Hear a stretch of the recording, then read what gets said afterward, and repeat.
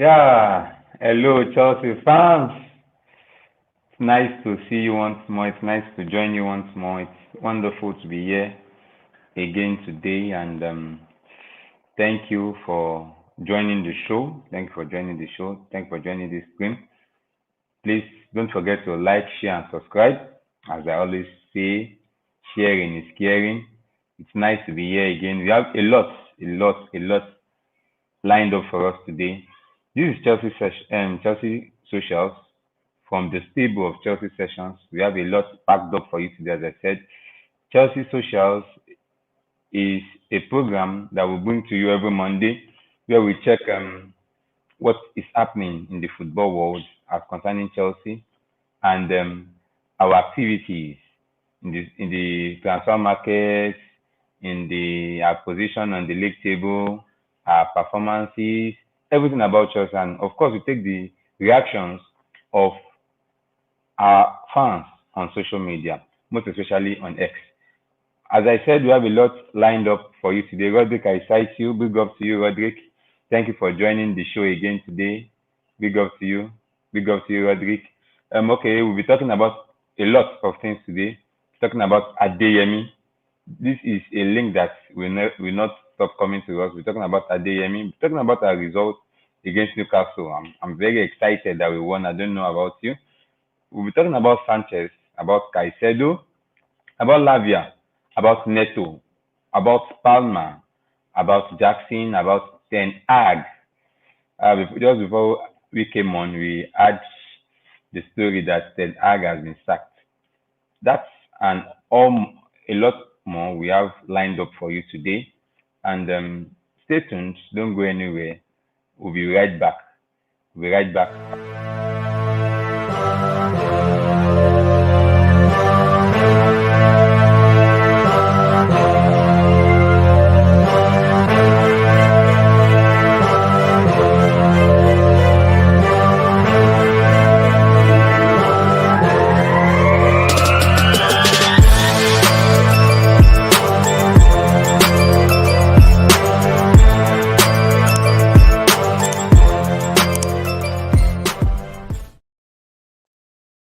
Yeah, welcome back. I hope you've clicked on that subscribe button. I hope you've liked this stream, and I hope you've shared it to someone that you love, because they all need to be here. Smash the like button, please. We have a lot to talk about today. And of course, as you can see, the first one we'll talk about is Adeyemi, Karim Adeyemi. This is a story that doesn't want to leave us. It has been here time and again. So please, I want to see in the comment section. I want to hear your reactions about our link to Karim Adeyemi. Is this a good buy? Do we really need this guy? Do we really need this guy? Don't you think we have a lot of wingers already? And who exactly? Wow, Roddick says, who exactly do you think we can sign? Okay, Roddick, I see you. He says that I hope we can sign Adeyemi. Is amazing. Wow, that's what Roderick thinks. Do you think we really need this guy? Do we really need this Adeyemi guy? For me, personally, I think we have enough wingers, personally. And if Adeyemi comes in, then who goes? Is a left winger. So if he comes in, who goes? That's the question. That's the question. Are we going to sacrifice Modric? Are we going to sacrifice Modric? Are we going to sacrifice Sancho? Of course not. Who are we going to sacrifice? Okay, Rodrick says that we should sacrifice Modric. Rodrick says we should sacrifice Modric. Okay. Uh, Personally, I think just has invested a lot in Modric, and that is why they are still keeping him. And personally, I think this is the last season for him to prove himself. If he doesn't prove himself this season, then I think he will be transfer listed. That's what I think. Jordan, I see you. I see you. Welcome to the show, Jordan. So please, I want to hear your reaction. Do we actually need the Karim Adeyemi? I think he's a wonderful player. I remember the goal he scored against us, where he outpaced Enzo Fernandez, and he scored that goal against us in the Champions League. But I think that is exactly what Modric brings, and much more. The only problem with Modric is that he has not he doesn't know when to stop running and when to start running. That is the only problem we have with Modric personally. And I think we are already seeing the benefits of good coaching. I think yesterday he had a good chance to score, only for he didn't place his shot well. I think his movement on and off the ball is getting better. So I don't know. Personally, I think we really don't need Adeyemi. That's what I think. Let me hear your views in the comment section, Chelsea fans. Let me hear your views. What do you think about Karim Adeyemi, and who is he going to take away from the team? Is it you also have, remember, with you also have Joao Felix. Joao Felix is there. Joao Felix is there, and we have Nkukutu who can also play on the wings. We also have Jackson. Jackson can also play on the wings. So do we really need this guy? Okay, Roderick says that I disagree with you, Ayoade. Yeah, no problem. But I think I disagree with you too, Roderick, that we need Karim Adeyemi, because I feel at this point we need more of stability. We need more of cohesion. We need more of patterns. We need players to understand themselves better.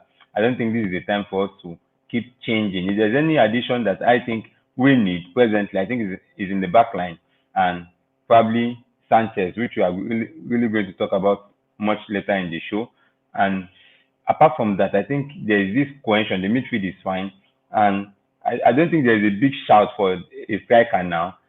Of course, that doesn't mean that we don't need a striker, because anything can happen. We of course need a striker, but I don't think there's a big shout. So if I'm to look at areas that we need to strengthen, the striking position, and of course the central defense.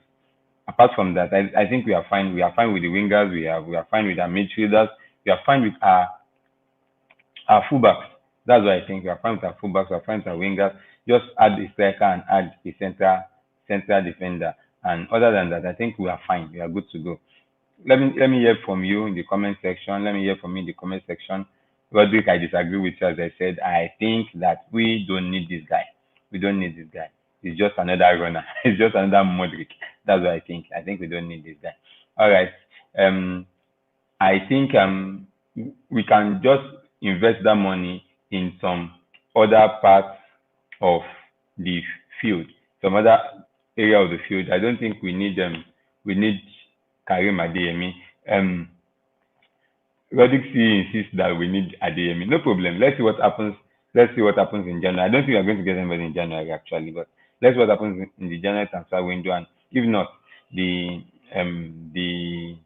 the summer transfer window. But one thing that is for sure, one thing that we know is that Maresca has his stamp on this team, and it is who he wants. If he doesn't want you, then you have to go. I still think that there'll be a lot of chopping. I still think that some players will go, some players will be shown the exit door.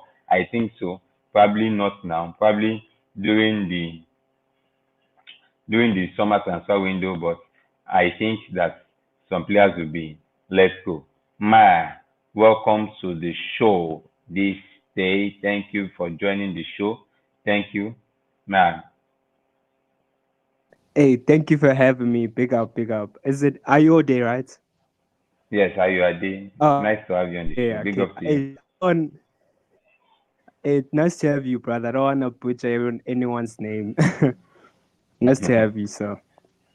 Yeah, thank you very much. So you came at the right time. We're talking about Karim Adeyemi. So what do you think? Oh, Do you Adeyemi. think we actually need Adeyemi?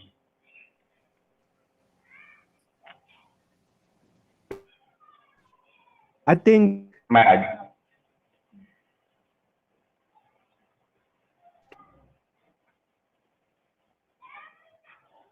are you there, Maya? Let's hear from you.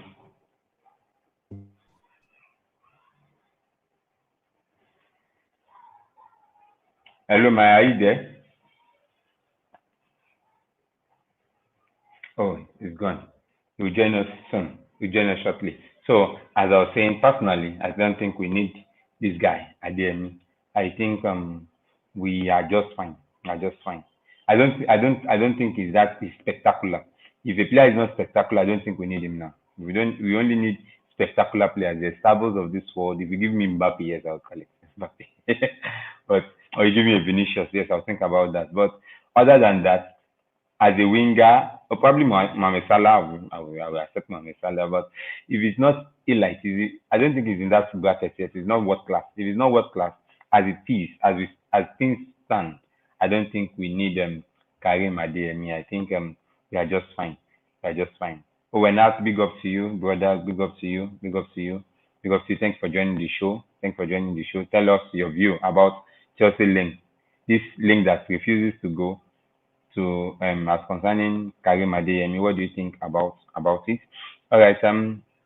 Without wasting time, let us go to the next. Let us go to the next thing we want to talk about. That is about yesterday's result. Big up to you, Jesse Gavan. Big up to you. Big up to you. Big up to you. Thank you for joining the show. Big up to you, Gavan. And okay, Renat, I see your chat. I see your message. Why would we sign a road runner like exactly my point? We don't need this guy. He's just a runner. And we have that already. We have Modric. We have an all-rounder too in Neto that can run and of course make use of the ball properly. That can play in the tight space and of course run. I don't think we need Karim. We don't need him. And I think this. I just think I don't think this what's his name? This source is reliable. Sport witness. I don't think sport witness is reliable. All right. Going to the results of yesterday. The results of yesterday. Man, oh man. I don't know what Maresca is doing. Well, personally, I think last season we are losing this match. Last season we are losing this match because we are seeing resilience from our boys. We are seeing that they are becoming men. They are becoming men, and this was something that Maresca spoke about some weeks ago, and it's something that we are seeing. We didn't fold up. Last season we would have folded up when they turned the game against us. I remember last season against Luton. I can't forget that match. We were cruising, we were 3 goals ahead until Luton told us that they had other plans and we almost lost the match. Like we lost control of the match and from 3 goals up, we were almost losing the match. And it just didn't feel like that. Just didn't feel like that. We played, both teams had chances, and it's nice that we actually got the result. We didn't fold. Tell me from in the comment section what you think about our performance yesterday. And as we speak, we are currently fifth on the table. We are currently fifth on the table, and all those around us, funny enough, all those around us actually dropped points, except Manchester City. Liverpool dropped points. Arsenal dropped points. Aston Villa didn't win their match. So it's an what is their name? Tottenham lost their match. And of course, Manchester United lost their match. We are still coming back to that. And I just think that if we're clinical enough, we could have scored more goals, just like Owen Hart just said here, could have scored more goals if we were more clinical. And of course, the referee too, I don't know what the referees have against us these days. The referee too wasn't helping.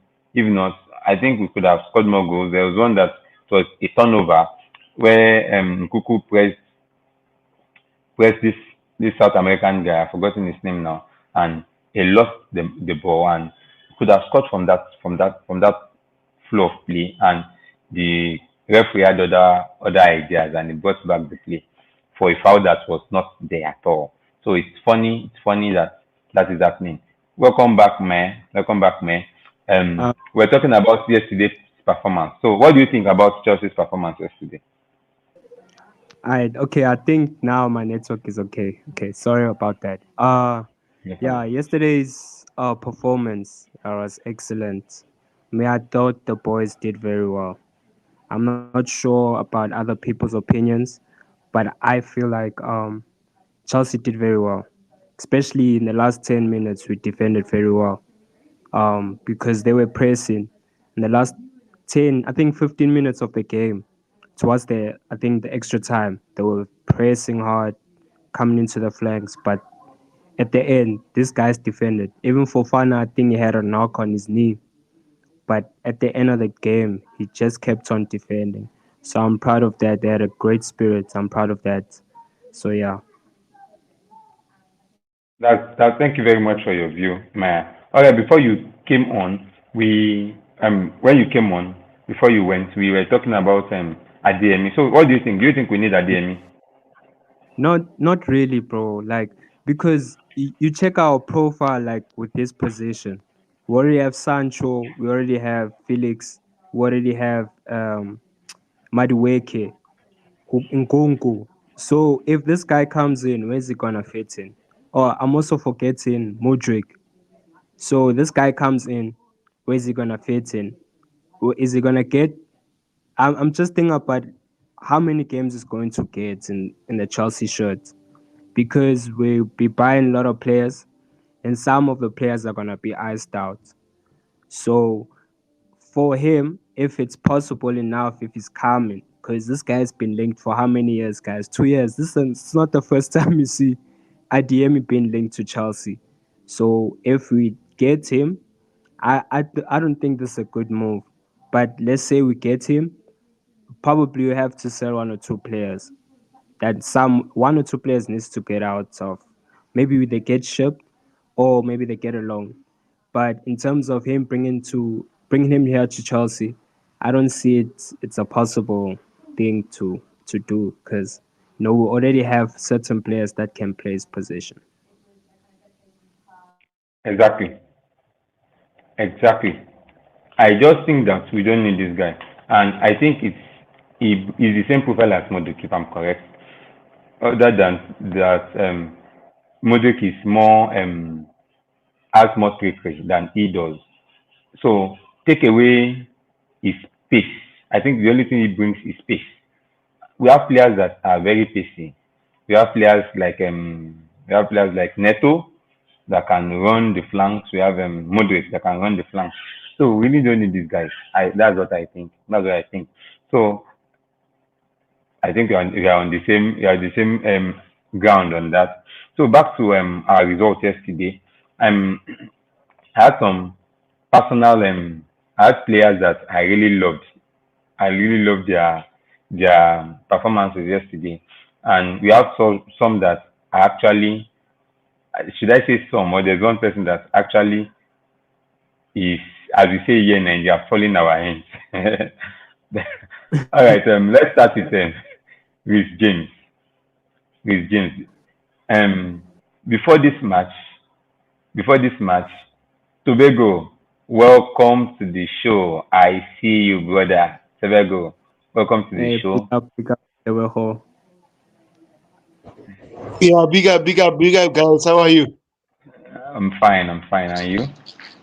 All I'm good, good, bro. thanks. Good, thanks. All right. All right, Tobago. Let me quickly have your view on the following because we spoke about something before you came on. Okay, let's start with Adeyemi. Adeyemi has been linked to Chelsea. Karim Adeyemi. Do you think we need him, Tobago? Nah, I don't think he's Chelsea level at the moment. So I don't think we need him personally. Very good. Just what I said. I think he's not Chelsea level. He's not elite. He's not in the elite group. He's not a Vinicius. If it was Vinicius, I'll jump at it. All right. What do you think about our result yesterday? What do you think about our performance yesterday, Tobero? Yeah, in terms of the performance, I'm like I like the way Enzo Maresca set up his team. I know the question mark of Chris James playing as a left back. He did explain that he was trying to attack Newcastle that side. So that means his tactics were working. But defensively, Chris James in the first half, he was on and off. But in the second half, oh my gosh, he was brilliant. So overall, I'm happy with the performance. But my two biggest issue, Robert Sanchez gave the ball out a lot. And if we were playing against a better team, we should have been punished. So Robert Sanchez should improve or be benched. Those two things. Also, the other issue I was having is that Malo Gusto was playing in a good positions, but again, oh my gosh, he was missing good chances. So he needs to work on his finishing because his movement was brilliant. And this is the new tactic of Enzo Maresca, playing Malo Gusto in a pocket space. So it's working, but again, he needs to work on his finishing. Then I'll be happy. So that's my take, guys. All right. Thank you very much, Tabeo. We must commend the coach the way he set up the team. Like I know how this midfield, Newcastle midfield, are actually very, very, very, very good. How they are going to make midfield scramble and run for the ball, and it's such that the coach understands what he's supposed to do. All right, let's run through the stats very quickly. We can see the performance stats of our players. You can see how that Caicedo with an 8.3. That is amazing. Caicedo with an 8.3. You can see I don't know how Sanchez got 7.0, but it's fine. You can see 8.2, 8.2 for Palmer. Can see 8.2 for Palmer. Can see my world. We can see Jackson with 8.0. Can see Jackson with 8.0. We can see Cowell. Cowell 7.1. Lavia, oh my word, Lavia 7.9. These players we are going to talk about, and it's such that a common thing that we've had this season is that everybody is saying that they didn't turn up against Chelsea. They didn't turn up against Chelsea. I think kudos to the coach because he set up his team in a way that the opponents are not able to play and they play into our hands. And that's a team that we see time and again. Look at Rhys James playing as a left back with 7.8, Neto 8.3. Wow, that is amazing. That is amazing. This coach is onto something, and it's lovely. It's lovely. It's lovely. Look at Gimenez, just 6.8. Look at Tonelli, 6.3. Look at what is his name now? Joeliton. Joeliton is a water tank. Like I remember the match against Manchester City, how they were falling off because it gives me these vibes of Yaya Toure. I don't know about you. Everybody just keep falling beside him and everything. But Caicedo was not having that. Caicedo was not having that yesterday, and it's a beautiful team performance. A beautiful team performance, and everybody understood what they were supposed to do. Everybody understood what they were supposed to do, and they did it to perfection. That's very good. Let's look at more stats. Let's look at more stats. Um, let's look at the let's look at more stats. Let's see how we performed. Look at the possession, 50-50. They had more XGs than us, but we had more shots than them. They have more expected goals than us, but we have more shots than them. We had 17 shots to theirs 11. We have 7 shots on target and 3 to them. They had 3 big chances.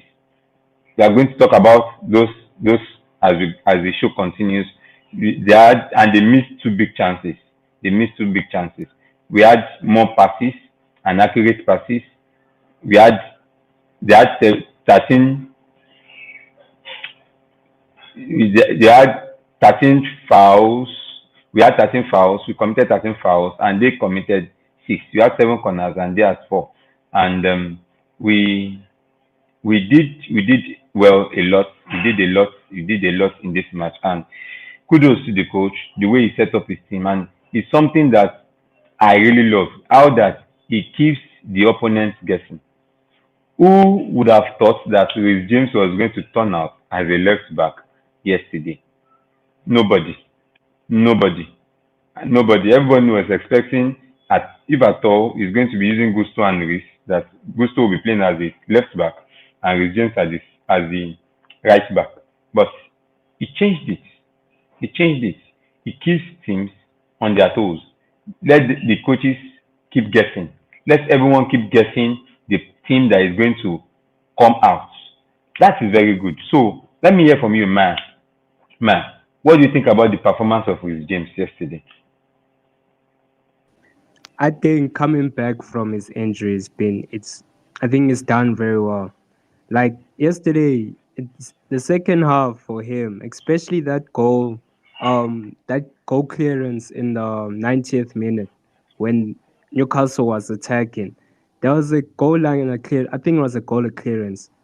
That was an important clearance in the game for us because they were going to equalize there. And for me, I think Chris James had a good game.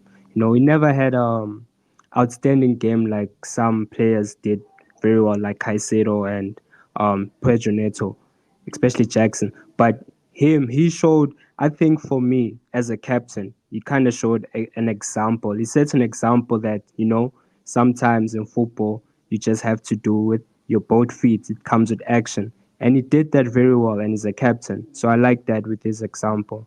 And man, this guy, I just wish he doesn't get injured. And as we continue to like play him week in and week out, this guy is going, when he gets to his sharpness, guys, I'm promising you, this guy is going to come. He's going to get to the best of his abilities. Maybe we'll come back to this conversation saying who's the best right back, left back. And by far, like yesterday's performance, wow, top notch. And realistically, I think his abilities have never been questioned. We all know that he's a wonderful footballer.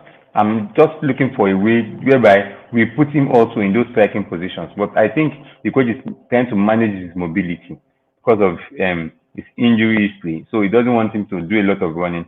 I'm sure if he was one that was in those gusto positions, we could have gotten more goals because I remember was it Pochettino? Yes, Pochettino. Was it Pochettino?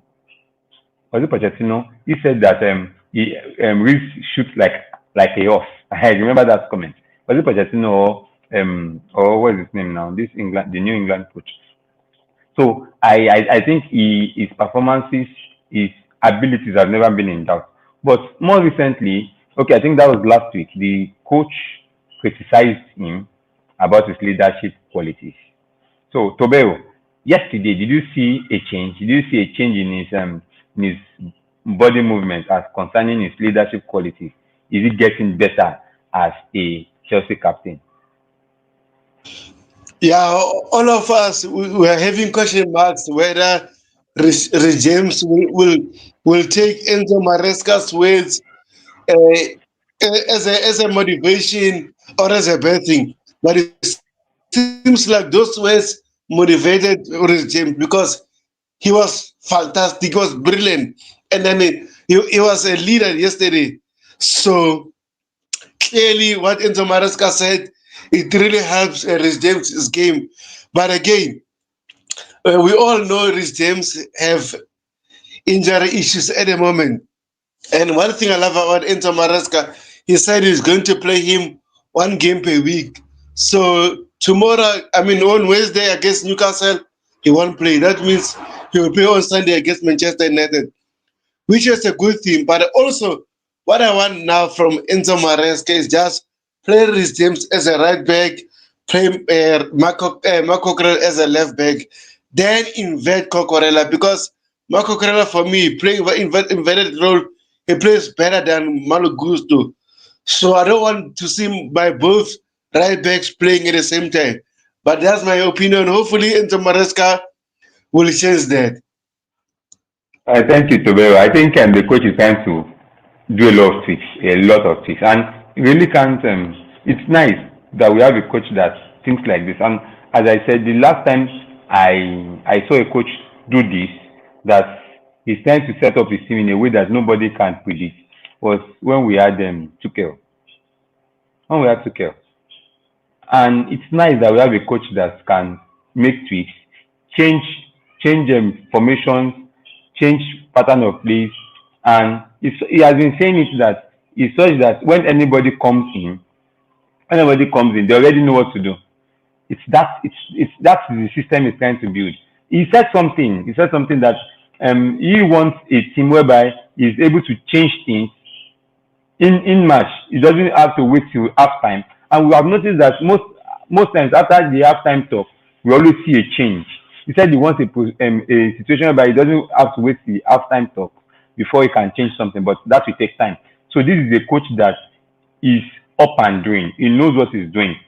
Roddy thinks that Reece James needs to be sold if he is injured again. Ah, okay, let's see. I don't think he'll be injured again. I think they're trying to manage his workload, and I think it's nice that we had him play 90 minutes yesterday. Last week he played 60 minutes, and this week he played 90 minutes. And little by little, he's building match fitness. He's building match fitness. All right, let's talk about Sanchez. Let's talk about Sanchez. I don't know, guys. We've been talking about Sanchez for the past 3 weeks. What exactly is happening with Sanchez? What exactly is happening with Sanchez? I want to put you on the spot, man. After what happened yesterday, can we still have Sanchez as our number one? That's a good question. I I don't know, cause me, not even after yesterday, guys. After maybe the Wolves game and and the West Ham game, cause yo, I think he does the mistakes consistently. Maybe it's the confidence. I don't know, because when he's passing to the defender, or maybe when he's dropping the ball or is about to kick the ball, he gives it straight to the opponent, straight. And sometimes, usually when he's under pressure, right, and he's trying to give the ball back to the defender, he will try to make a back pass, and that back pass is a mistake. Then sometimes it comes to when we concede a goal. And I and he's been doing this every game. So I'm just questioning this now. If let's say now Maresca, right, sees this thing happening again next game, because this happens to players as well when they don't perform. He's gonna get dropped. And with me, I already know my number one option. I've been saying this at the start of the season, Jorgensen. Let's try give this boy a chance. If Sanchez is not able to do, not come back to his form as he was maybe last season. Last season he was actually decent, man. This season I think is worse. I think it's probably confidence. I'm not sure. But yeah, I don't know, man. Like I don't know about Sanchez. For me, I don't think he has to be now our number one goalkeeper. All right. Thank you, man. The thing is, yesterday he had out of 40 passes, 40 short passes, he completed 25.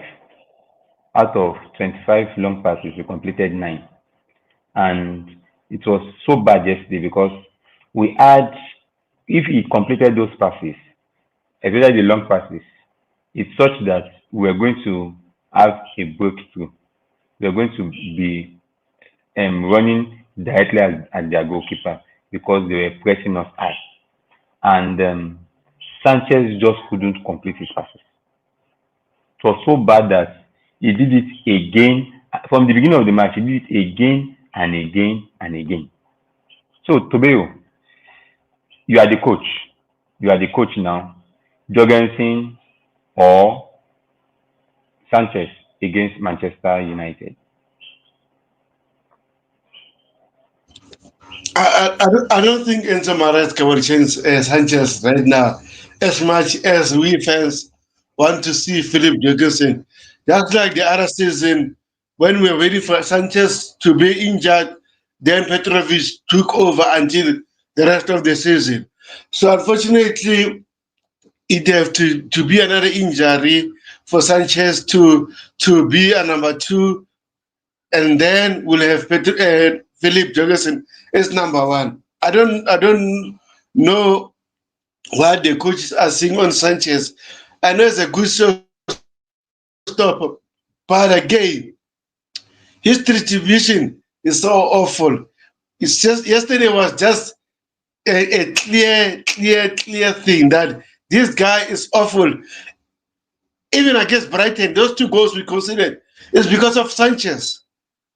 two mistakes. Palmer 4, Sanchez 2. So yeah, and also another thing, another thing with Sanchez. I know when you pass your teammates, but you can't, bro. Those those silly mistakes is through the middle. That's why they're going to head us because they're going to head us in transaction. So this guy, if you feel under pressure, just kick the ball away for a corner kick or a throw in. I don't care. Not in the middle. But this guy, oh my gosh, putting the balls in the middle unnecessary. And like I said, if you're playing against better team, we should have been punished. So I'm pissed with this guy. Hopefully, man, hopefully we can sell him, man. I don't care. I'm tired of Sanchez. The thing is, okay, Mike, you want to say something? I think I agree with Debo for you because like because we've been crying for a goalkeeper, guys, like a world class goalkeeper, and they, the board with the model, they decided to buy Sanchez at that time, right? And I understand that was that time, and now we're in the new season where now we're in the transition. Now the players are they're playing well. Everyone is linking. The chemistry is all right. Then you have no Sanchez now is ruining one or two bits. And I'm pretty much sure. And Debo was right with the Brighton game. If Sanchez never made those mistakes, we're gonna have a clean sheet. And I've never seen it one game, maybe two games. This guy has a clean sheet. Never. So I think right now it's best he has to move on. It's either we give Jorgensen a chance, or he has to move on, man. Because like the guy just keeps making mistakes game in and game out. All right, thank you. One thing I know about our coach is that he's not scared of taking these decisions. We saw that with Sterling. Just as the fact that Sterling has worked under him before, and he was able to tell Sterling, stand in the eyes that I don't want you again. So lastly on Sanchez, Tobeo, do you think the coach is seeing something we are not seeing? Is it possible that the coach is seeing something we are not seeing, and that is why he has kept faith with Sanchez? Because despite everything, in the last comment, in the comment in the graphic we just saw, we saw that he was still praising Sanchez. He still praised Sanchez that the mistakes were his mistakes, not Sanchez's mistakes. So what do you think, Tobel? Is it that the coach is seeing something you are not seeing? Is it that the Sanchez offers something that Jorgensen can? He said he also did so many good things at the end. It's football. I asked Robert to do that. The moment he stops doing that, he's not going to play. It is not his mistake. It is my mistake playing from the back. So, Tobel, do you think the coach sees something that we are not seeing? Is it that Sanchez offers something that we are not seeing, and that is why he still keeps faith in Sanchez? Yeah, but also it comes to the goalkeeper coach because the goalkeeper coach also has seen these players during training. So as much as you want to blame Enzo Maresca is giving his hope to the goalkeeper coach to give him an input about the goalkeepers that are good in terms of how we play and stuff. So at the moment, it's recommending Sanchez. So, man, as much as I hate it, hopefully it can be dropped. And I don't want to be, I don't want him to be dropped after having a stinker. Just have a knock for two games, and if we have Jigelsin, let's see what will happen. Just like last season, Sanchez was out for a while, and Petrovic show us the real number one, the real goalkeeper. But we all know he was not good with his feet. That's why we sold him. But for me, we should have kept him and sold Sanchez. For me personally. All right, all right. I think he will be back. I think he will be back. So when he's back, I think we having Sanchez, Petrovic, and Jorgensen. One must go definitely. And remember, we still have Pendants. We have Pendants. That young goalkeeper from Genk. Let's see. Let's see how it evolves. All right. Next, let's talk about Caicedo for all of you that that spoke ill of this boy, for all of us that said he's not worth 100 million players, 100 million pounds, please, as loud as your disrespect was, let your apology be that loud. We even need a formal apology from all of you guys, every Chelsea fan that spoke ill of this guy after the West Ham game and after last season's performance, because this guy is immense. Personally, I think he's the best defensive midfielder in the league presently. I can say that now. He's the best defensive midfielder in the league, and probably is the best midfielder by shout. Arguably, is arguably the best midfielder, but definitely the best defensive midfielder. And every match this season, they are just proven that he is that player we needed. I saw somebody fight against Joeliton. You don't see that. You don't see that. You don't see that often. You see somebody fight that will stand up against Joeliton. Joeliton is a bully, and this is what Caicedo brought to the team. This is what he did. When Art thinks he is not a 100 million player, he's a 40 million player. Okay, Ma, what do you think? I want you to put a price tag on Caicedo. Mm. I won't agree with Owen with that. I think it's worth more than 40, my guy. Hey. But hey, Casado, I'm one of the guys that I bashed him last season. Hey, I'm coming out. I also had an agenda, but That's hey, good. this guy proved me wrong.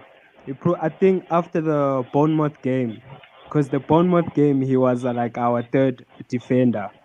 He was kind of playing like a deep line midfielder, but like he was just dropping deeper, like winning the ball, kind of like a ball winning midfielder. Yeah, he was just winning the ball.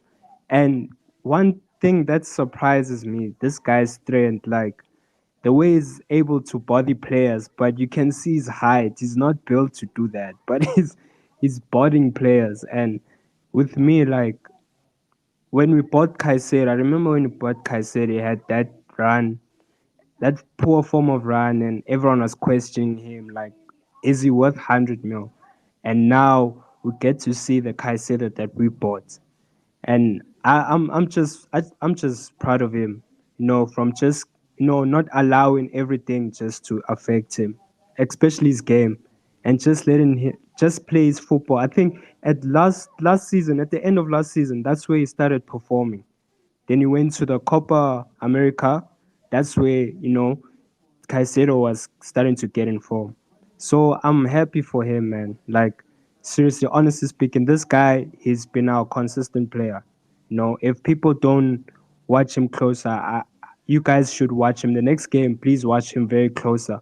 This guy helps us in the middle so much compared to Enzo Fernandez. Lavia, I think he did an excellent job yesterday.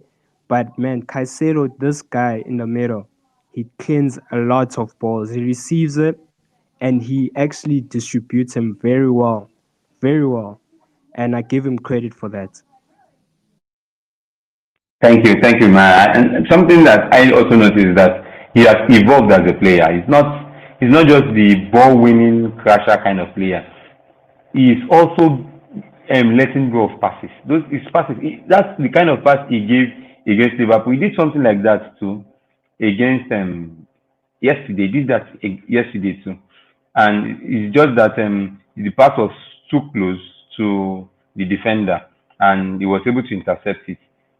He's releasing Jackson faster now. I think that is the pattern of play that opponents should look out for, because I think there was a time that Jackson was the first 2 minutes or 3 minutes. Jackson was complaining that he could have given him the pass instead of giving the ball to Madueke, because there was space, and that's something that he's doing now. He has the eye for the pass. He's more a all-rounder kind of midfielder now, not just the crasher, not just the ball-winning interception kind of midfielder and the blocks. And it's nice to know that. It's nice to know that. And okay, I remember Graham Potter. Yes, Graham Potter said that the best quality of Caicedo is not his ball winning or ball playing skills. It is actually his mentality.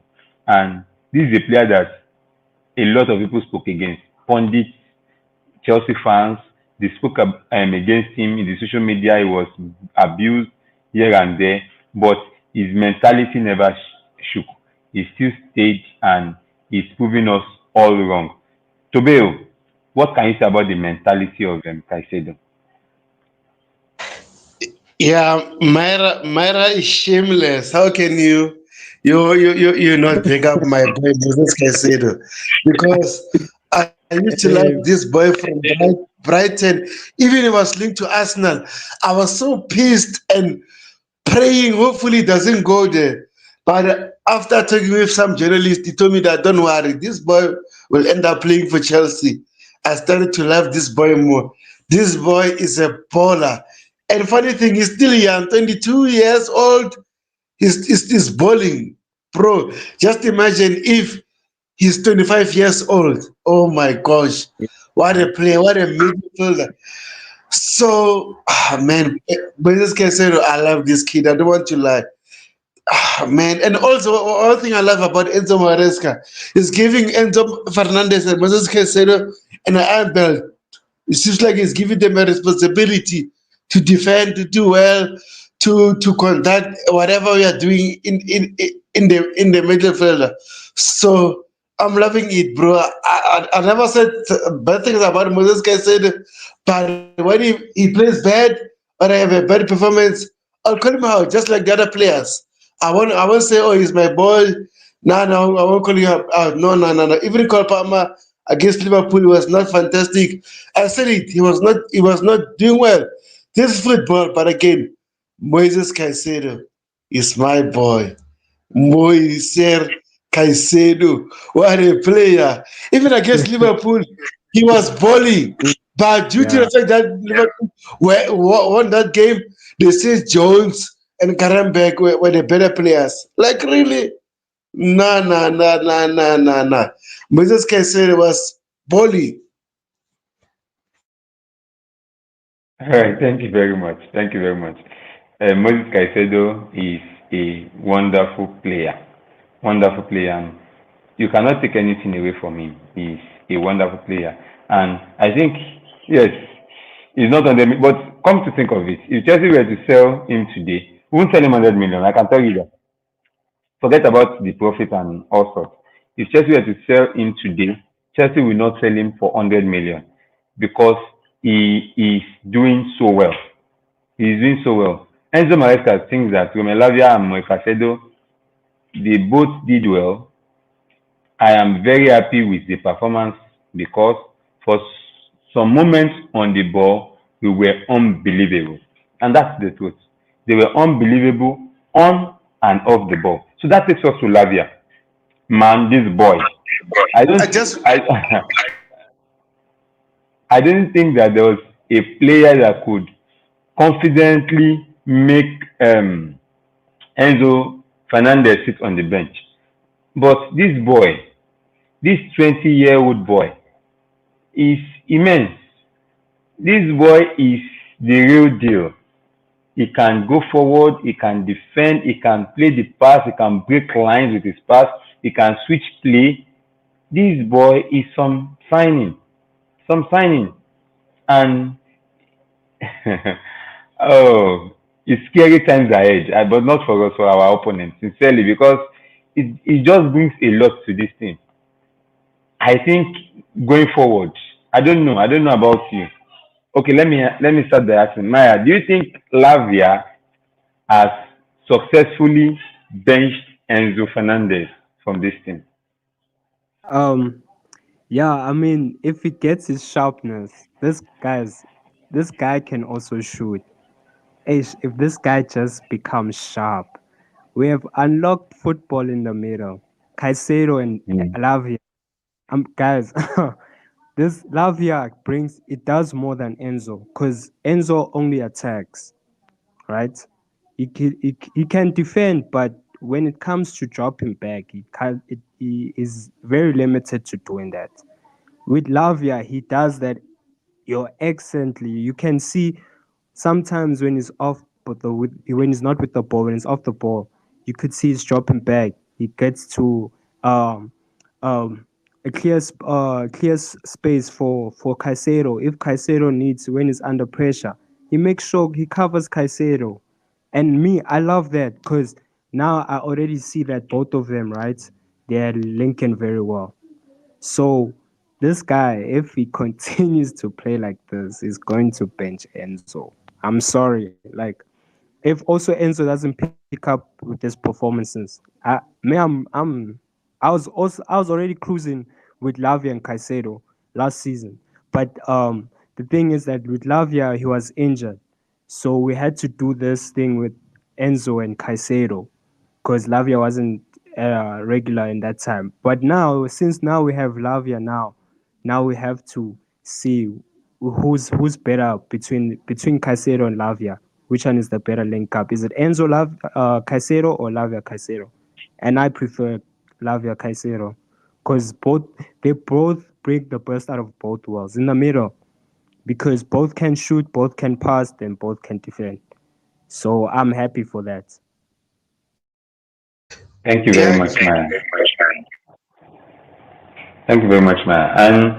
And when last season, or the season we got Enzo, I really loved him because wow, what a player he was under Graham Potter.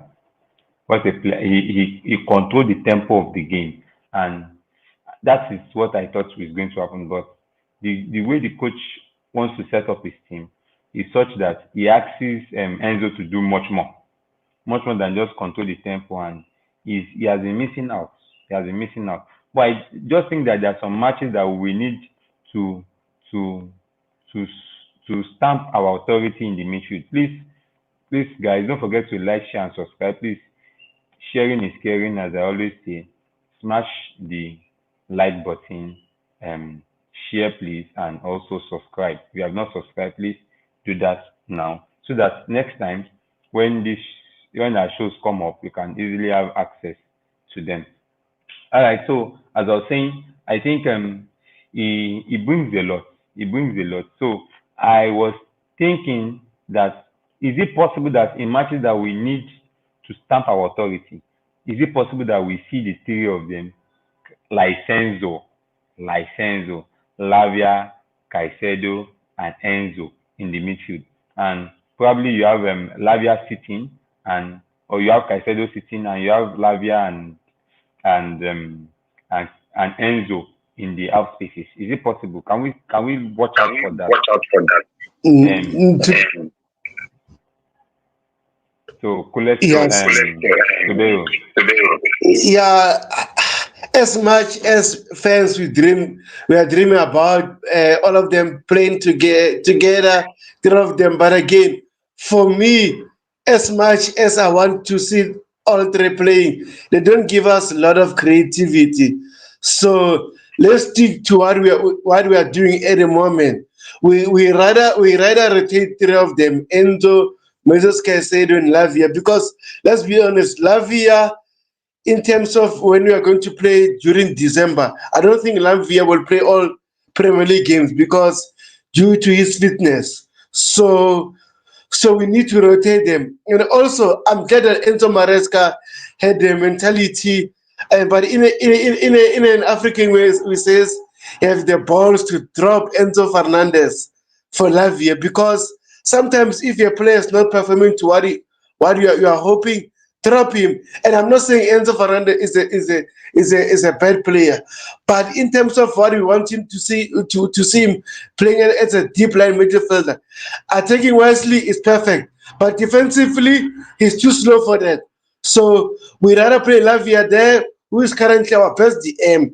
And also, I don't see Moses Caicedo as a DM. I see him as a number 8. But again, also he can play as a DM. But in terms of Lavia, Moses Caicedo, and Enzo, I'll play Moses Caicedo and Lavia for now. And Enzo will normally play game because we're playing a match in each and every 3 games. So that means all the players are going to be happy. So, man, Lavia, what a player, what a baller. And he's still 20 years old, bro. It just is he's an unlucky the fact that last season he was out due to the injuries. But if this season he, he stays fit, him and Caicedo, bro, they're going to win matches for us because they're good on the ball, they can defend, they play smart passes, they don't overcook the ball, they just play smart football. So I'm happy with this two pairing at the moment. Enzo is my boy, I love him. But again, for now, in terms of the club, to be in a better place, let's play this two. Levi Colwell, I mean, Levi, Lavia, man, Lavia, and Moses Caicedo. Sorry about that. Lavia is in my mind. All right, we're going to talk about Levy Kobe, but we have a lot to talk about actually. So, as you said, I just think the coach, and personally, I think it is nice that we can have different patterns. We can have different players turn up in different positions, and don't be surprised that the next match you see Enzo starts the match. it's it depends on what the coach wants to do. And even we the fans, it's funny that even we as the fans, we don't know what the coach wants to do. But once he does them, we now understand that okay, this is why he did what he did. And it's just lovely. It's just lovely. There was nobody that was expecting Lavia to start against Liverpool, and the coach started him, boom, and he had a very wonderful match. He had a very wonderful match, and I just think that the coach had a lot of things up his sleeves. I think we've not seen the best of this coach yet. I think this guy, man, is just making me so happy. I'm just so happy. I'm just so happy. So without wasting time, let's go to the next person who wants to talk about. Want to talk about Neto, Jao Neto. Wow, what a signing! The signing of Neto didn't make noise. The signing of Neto was so swift. It was straight to the point, and we got our man. Now he's doing so well. He's doing so well, man. But before I ask you on Neto, before I ask you anything on Neto, I want to quickly say something as concerning Lavia. It's funny that in our midfield, I think the strongest part of the team presently is the midfield. I don't know. I don't know. What do you think, Maya? Personally, I think the strongest part of Chelsea's team presently is the midfield. What do you think? In terms of right now, yes, I do agree. Like our partnership, like widely, it's because of the midfield. I think we are more effective now. The midfield is just allowing the flanks now, because last season we were just playing through the wing to the wide areas. Now we are able to play in the middle. So it's a good sign. What Mariska is doing with this tactical changes, everything, it's a good thing, and I'm loving it. I'm loving every single minute of it. Exactly. That midfield scares me, and such that you have people invert too, so they just choke other people's. Like yesterday, I was in awe of what we could do to that midfield because it's not easy to have Tonali, Guimaraes, and Joeliton, and you made them labor. Like the first 20, 30 minutes, you're untouchable. In the midfield, the first 15 minutes, you're untouchable. We were just it was something else. It was something else, and it's it's lovely that we have a coach that is proactive, and that's something I love. A coach that doesn't wait till 80 minutes like last season to make his changes. He already knows what he wants to do, and you already have him saying that he really wishes to change things the first 3 minutes of the game. Once he sees what the opponents are bringing, he wants to change things. But the problem is that they are not able to understand what he wants at that moment because of the fact that it has not taken time. What do you think about that comment, Maya? Um, yeah. Devo is back, so um, um, just coming back to that, I think personally, I think What people are saying is just biased, man. Because as long as the team is more effective in the middle, we are going to be fine. And that's what I'm saying. I'm saying that we are more effective in the middle, and that's allowing our flanks to be also effective, to be dangerous. We're now more dynamic compared to last season. Guys, go look at our stats last season, guys. You see, our stats is more different to this season because now we improved more in the middle. Because last season we were struggling very hard in the middle because we were just opening up space. Now we're trying to we no more compressed anymore. We're trying to keep the possession now. We're keeping the ball now. We're no more throwing the ball away like we used to last season, and that's very good. That's what I like about what Maresca is doing in the middle. So he saw something in the middle, and I think he fixed something somewhere. And I'm actually happy about like the changes that he made, Maresca. So yeah. Thank you, thank you. Big up to you, Makenium. I don't know if I'm pronouncing it well. I'm sorry for that. Big up to you. Big up to you, just a perspective. Big up to you. Thank you very much for joining the show. All right, without wasting time, let's go to Neto. Pedro Neto. Um, as I said, Pedro Neto is something else. Is something else, and I think this is somebody that wants to succeed in Chelsea. That's the body language I get. I don't know about you, Tobel. Let me hear from you. What body language do you get from Neto? Yeah, Pedro Neto is a fantastic player, bro. I mean, I was dying that Chelsea can sign him, and the time that I saw that exclusive from Fabrizio Romano that Chelsea are signing Pedro Neto, I was over the moon because I know this player is so good. He's a direct winger, and this is what I always wanted at Chelsea. We want direct players, especially when we attack. We need players that are going to take on their men and create chances for us. You can see Pedro Neto might not score a goal every game, but he makes sure he creates 3 or 4 important chances every game. So, bro, Enzo Maresca tactical against Newcastle was amazing. He knew that Mikhail Mudrik is a good player, but we know in terms of form it's on and off. Sanchez a good player, but again sometimes doesn't give him what he wants. He said, okay, let me start Noni Mariweke and Petro Neto because I know they are both direct. Oh my gosh, they created a good dynamic. Oh man, we should have scored so many goals to be honest during this game. But again, we are not clinical enough in order to score more goals. But Petro Neto, what a baller! What a baller! What a baller!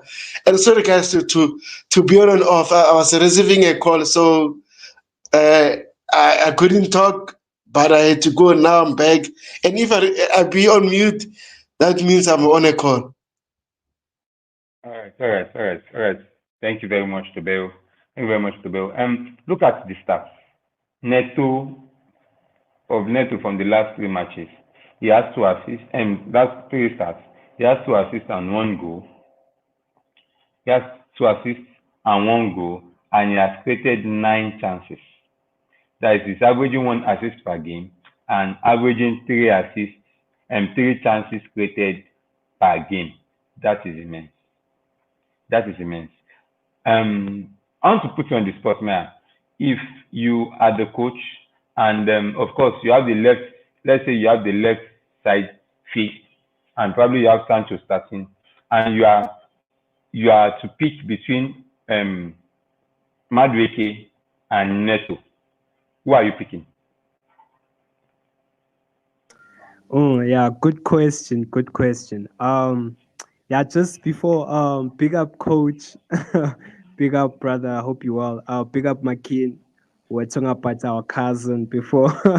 I'm sorry if you didn't catch it, but yeah, just going back to that question. It's a tough question because I feel like Madueke has to be on the right wing. Okay, and I now find it sim. I think Neto's more effective on the left because what I've seen with Liverpool, right? They put him. Did you see with Liverpool? He was so direct on the left side, and he was creating chances. And there were opportunities um, where we got a chance. It came from Pedro Neto by the left side. So like, and I don't think Neto needs to start every game. I think it has to be a rotation between him and Sancho. Because as well with Sancho, he gives us a lot when he's dribbling, but the end product is not there. Sometimes he dribbles, but he doesn't want to shoot. He has to work on that on training ground. But we get, the best from both of them. And with Madueke, like that's why I wouldn't put Madueke on the left side, because I feel like with Madueke on the right side, he's more effective because he's the left-footed. So the person that will have competition with Madueke, he's coming in January, December, January. That's Esteval. So I my take is that we should rotate the players. Maybe we rotate Neto, rotate Sancho, but fair play to Pedro Neto because Pedro Neto is a baller, man. Like, is one of, I think, because since the time we were watching him uh, when he was playing for Wolverhampton, like we could see what type of a player he is. So, like, I give him credit, man. Spot on. Thank you very much, Naya. That's a very nice take. Of course, that's something about this team. We can easily rotate and won't get stressed. That's the lovely thing about it. Every player understands what they're supposed to do when they are on the field, and it's nice. It's nice what this coach is building, and I can see the cohesion to how they love themselves. I can still love in that dressing room. I don't think there's any player that is lagging behind. Even those that are not getting playing time as much as they should. Players like Nkuku, like Joe Felix. I had Joe Felix saying the other day that he just needs to work hard. And it's lovely that that's the kind of vibe that we are getting from the dressing room. So, Tobel, are you there, Tobel? Yes, sir. Yes, sir. I'm here. Okay. So please give me your take on Pedro Neto. Ah, man, Pedro Neto, fantastic player. What a baller! What a baller! To be, I already gave my input about him, but just to add to that, this guy, if he stays fit, and the rest of our attackers are going to have a successful season, because the way our tech give us so many dimensions, give us different things to cook. I'm happy about it.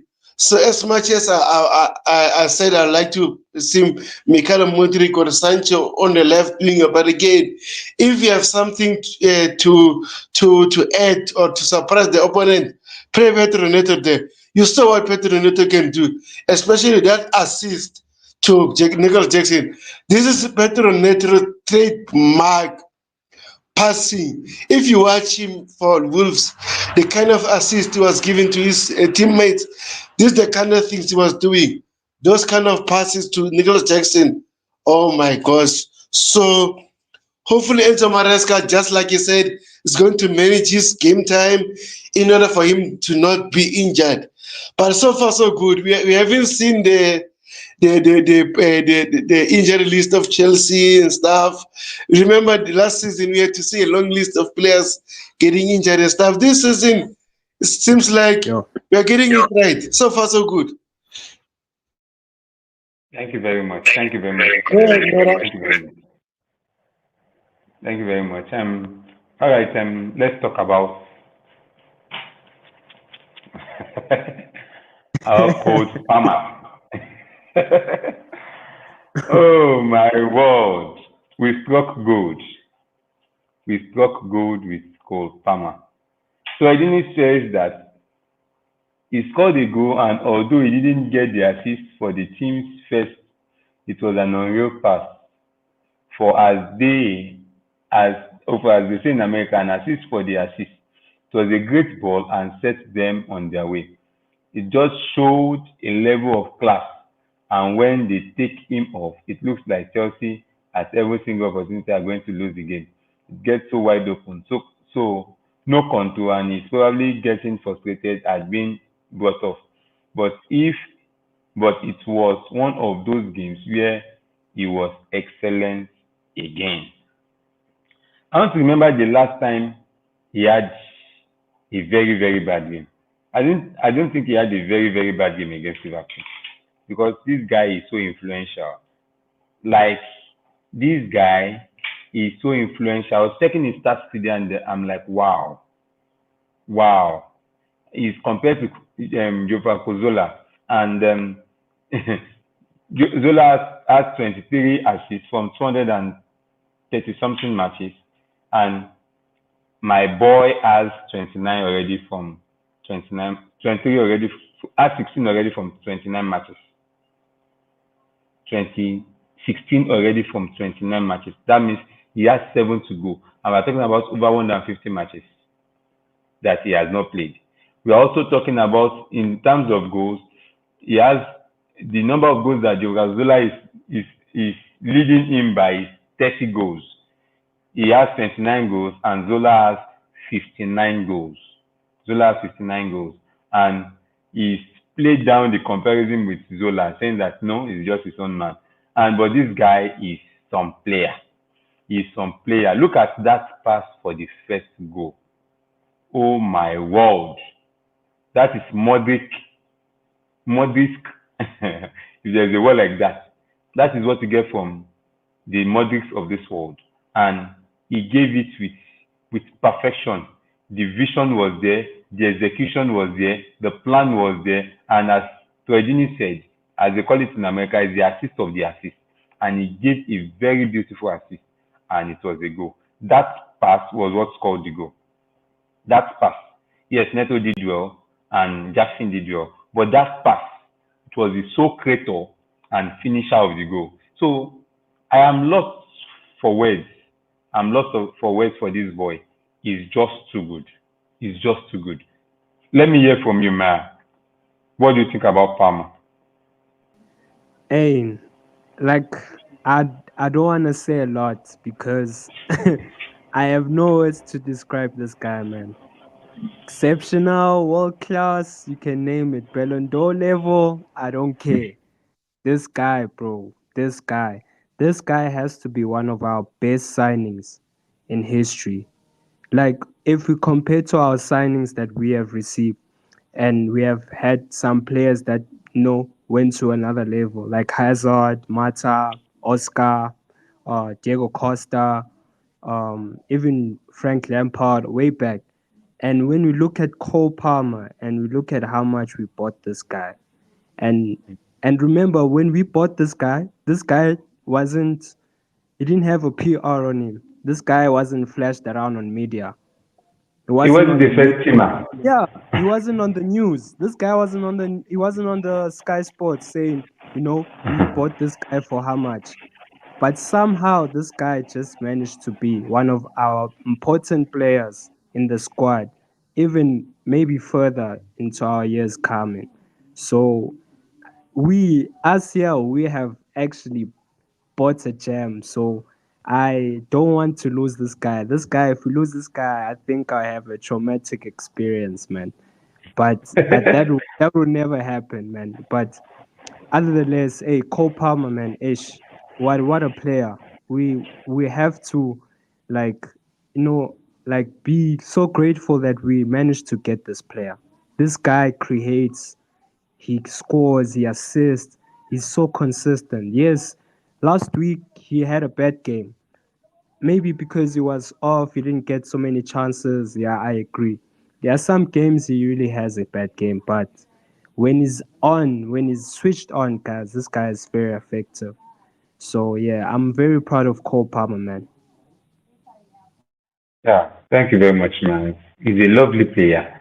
He reminds me of Oscar, as you said. Oh, God, Oscar. Oscar. What a player Oscar was. Uh, and Tobel, do you think Palmer is going to be starting again? Yeah, I don't see Cole Palmer leaving Chelsea Football Club, to be honest, because Chelsea is a big team in England, in the world, and and then one big factor, he wanted game time at Manchester City. They were not able to give him what he wanted, and Chelsea just borrowed him and gave him game time and confidence. And this boy is a baller. What a baller. What a fantastic signing. And one thing I love about Enzo Maresca, about Cole Palmer, you remember against Liverpool, he was man-marked, right? And against Newcastle, he shifted him to the other side. Remember, Cole Palmer normally used to play on the right-hand side along with Noni Worker sometimes. But against Newcastle, he shifted him playing on the left-hand side so they can get a space there. So clearly, Enzo Maresca saw a problem. Okay, you know what? These teams are able to recognize Cole Palmer's movement. Let me play him to the other side. Let's see what will happen. And it paid out very well because normally we don't see Cole Palmer playing that side a lot. It's normally playing along only Mariweke and everything. But Cole Palmer, oh my gosh, what a baller, bro! As much as people would like to butcher our owners, our sporting directors, clearly now all of people can see what you are doing, what is their direction. And I've been saying it. That give these people a chance. They are building something, they are cooking something. Now we have a fantastic coach who knows what he's doing. Clearly, you can see now Chelsea is heading in the right direction. Thanks to the sporting directors for hiring Enzo Maresca. What a fantastic signing. What a fantastic coach. Clearly, he knows how to make those kind of tactics in order to affect the games. And you can see now, Cole Palmer is still the same thing, the same player under Mauricio Pochettino. So, what a baller. Ice cold. Yeah, it's good. Palmer. It's nice. It's nice. It's wonderful that we have a player like that. What I like most about him is his nonchalance. Like he just wants to enjoy himself. That's lovely. We have a player that just wants to enjoy himself. He just and once that factor is out from a footballer, he begins to struggle. When he sees as if he's playing football with his brothers in the park, they are able to show themselves. They're able to without pressure. He doesn't give himself those unnecessary pressure. Yes, he told us that the pressure that he's giving himself is such that even before they come from the media, he's already giving himself. But even when he's on the field of play, he just wants to play. He just wants to play as if he's playing the football with his younger ones in the park, and it's lovely that we have a player like that. Now, Nicholas Jackson. Nicholas Jackson. Hey, Nicholas Jackson. Wow. From what I have here, when we're talking about the quickest Chelsea players to reach 20 Premier League goals, Nicholas Jackson is the fifth. Last season, a lot of us spoke down on this guy. When the season started, a lot of us didn't believe in this guy. We shouted, a lot of us had streams where we spoke very badly of the sporting directors, how we said they have no plan, how we said they're only buying boys, that they wanted we started calling them clown lakes and all sorts. How that we said they didn't have a plan. And we all are fast eating our words now. Because this guy, not just his goals now, his all round play. Did you see what he did to what he did to Bond yesterday? He burnt Bond yesterday. Yes, he literally burnt Bond yesterday. The movement, the passes. Look at the pass he gave to what is his name now? Palmer for the first goal that was disallowed. What a player, man. And we got this guy for peanuts. We got him for peanuts. Owen thinks that he needs to convince him more. So, man, Let me ask you: Are you convinced by Jackson? Yeah, nah, not yet, not yet. I agree with Owen, even though I want him out, hashtag out. But yo, Jackson. The thing with Jackson, I think because this season he's improving, right?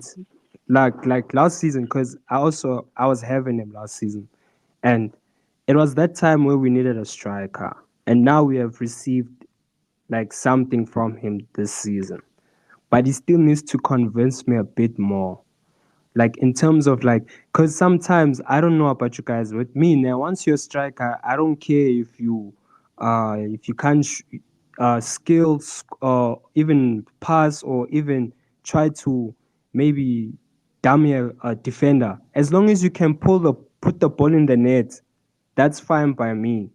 If you can just put that ball inside the net, the way you do it, I don't care, as long as you score. And that's me for a striker. And last season he wasn't doing that. You could see that. But like with his game, he was more effective, like with his running, carrying the ball, and his skilling, with his passing, and actually his movement too. But now you could see now is improving. So I'm very happy that he's improving now. And by the way, this guy actually beat our Snakes record. Who's this? Kai Havertz's record. He had 16 Premier League goals. This guy already passed Kai Havertz. By Record. 48 games left. You Is it see, 48 or 49? is it 49? Yeah. And Kai Havertz 49 was games. here for how long? For like 2 seasons, three. Yeah. And this guy only Three. came now, and he surpassed Kai Havertz's record. So I'm impressed for what he's doing. I'm so impressed because he's improving. But I feel like we should go get another striker for him to have that sense of competition.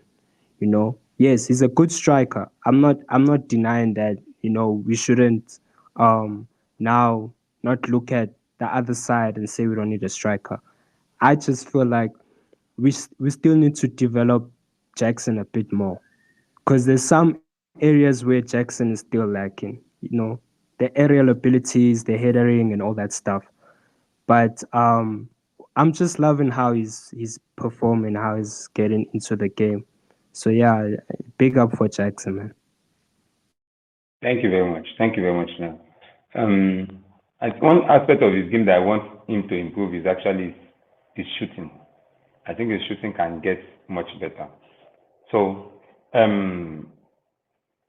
Tobero, if if what's his name now? This Nigerian guy, Victor Victor, Osimhen. Victor Osimhen is available in January. January, are you signing him? no, when I said I wanted Victor Osimhen in the summer, but as soon as we couldn't sign him, I said, you know what? Don't buy another striker until the end of the season. Let's give Jackson another season, because last season he was good, but again, he missed so many big chances. But this season, so far, so good. He's improving, but again, just like Myra, we need more from him to convince us that is our main number 9. But like I said, so far, so good. If he continues to play in this way and give us, let's say, maybe 20 plus Premier League goals this season, you know what? I'll say, okay, we don't need another striker. But so far, so good. And just before to give it to you, Myra, you seems like Emperor. You sound like Emperor the way you talk. You sound like Emperor, bro. Wait, who's Emperor, bro? You don't know Emperor? Oh man, you sound like him. Nah, nah, I don't know him. All right, thank you guys. Big up to you, Ray. Big up to you. Big up to you. Big up to you. Thank you very much for coming on the show. All right, I have a bad news, guys. I have a bad news. I really think the Premier League as well has something against Chelsea, and it's it really saddens my heart. because I don't understand why Manchester United has been giving 3 points to everybody. Then it's Chelsea's turn. They decided to sack the coach. I don't understand. Why they decided to sack the coach now? They could have just allowed us play them before sacking this guy. Like, let this guy be, for crying out loud. Give him a new contract. Let him be. And they sacked Eric Ten Hag today. And with Van Nistelrooy is to take over as interim coach. So, do you think that it will change the dynamics of the game? And do you think Chelsea can still come out victorious? Because it's funny now, you don't know the team that is going to come out. It's a difficult job for the coach now, for Chelsea coach, because you don't know how Manchester United are going to set up their team. You don't have enough clips or enough videos to know what they're going to throw at you. So it's dicey as it were. So, man, do you see Chelsea winning this match? Do you see this sack changing the dynamics of the team? Is it possible that this will give them a new coach adrenaline rush, and they are going to come against us hard? I remember we are going to the Theatre of Dreams. We are going away. So, what do you think will happen in that match? Good question. Man, I just don't think they'll beat us because these guys only won two. They only won one game in 8 games. One win in 8 games. So that doesn't sound convincing enough for me to be scared of Manchester United. No, even if they sack Ten Hag, right? Ruud van Nistelrooy is going to still figure out his first starting 11, and that's gonna take some couple of games. Not like every game will just be a click. So I just feel like we still have an advantage because we have been in impressive form. We've been playing football and we've been winning. So we already have to. Yesterday we won, so we still have that winning mentality, as well as Manchester United. The whole squad has that mentality where everything is going badly. It's a mess right now at Manchester United. It's not even funny. So I think we still have a chance. But frankly, maybe 90% we have a chance by beating United. I'm not going to be, I'm very comfortable enough that we will beat United. All right. Thank you, man. Tobero, what do you think? Yeah, all I can say, this game won't be easy because Manchester United sacked their coach. But again, also with Van Nistelrooy, I've been watching his team PSV seasons back before he left due to a mutual concern. He's been doing brilliantly there, but he was coaching young players, and young players likes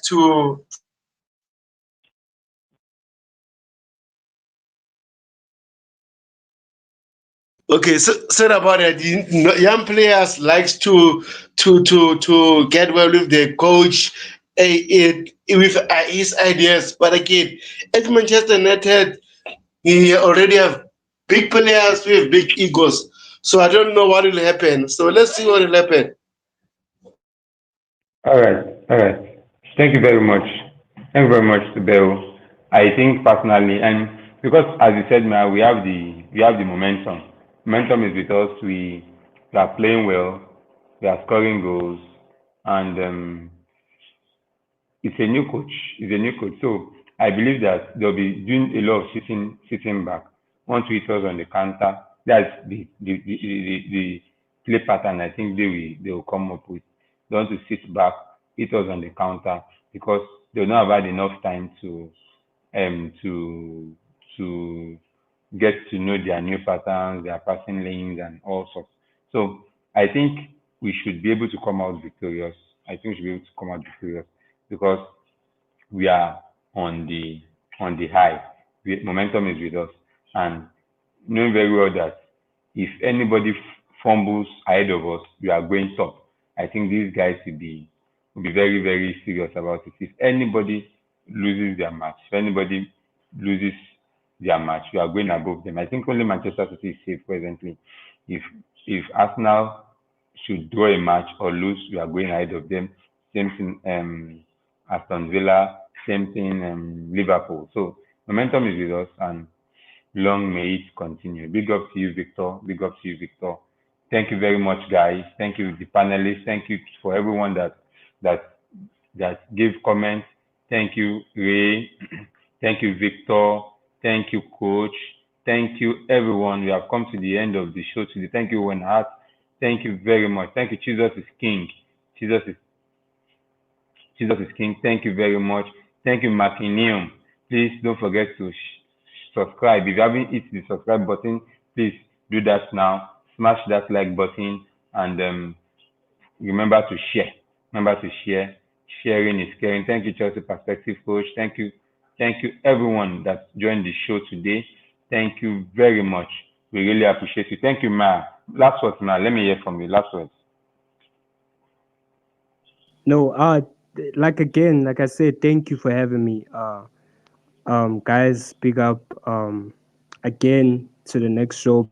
Please like, subscribe, please share to also to the whole football community, not just Chelsea fans, guys.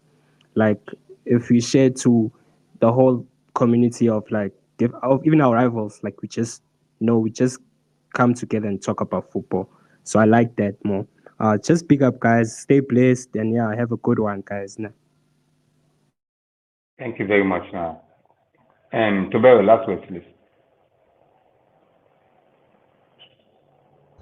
Yeah, thank you for having me, bro. It's been a pleasure.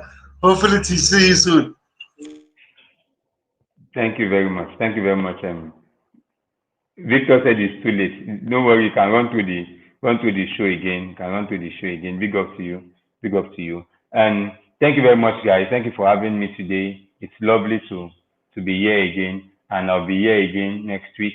We'll be coming with much more exciting news on our lovely football club, because blue is the color and football is the game. And this is our lovely Chelsea, and we love this team, and the long may it continue. We're on the rise. Chelsea is so back. Chelsea is so back. If you are still laid back as concerning the fact that you are back, you are not doing yourself a good one. Keep supporting the guys, keep supporting the coach, keep supporting everyone, because this Chelsea is on the way up. Thank you very much. I buy out now. Thank you, Ma, for joining the show. Thank you, Tobero, for joining the show. I love you guys. I wish that we can do more of this with time. Thank you very much, guys.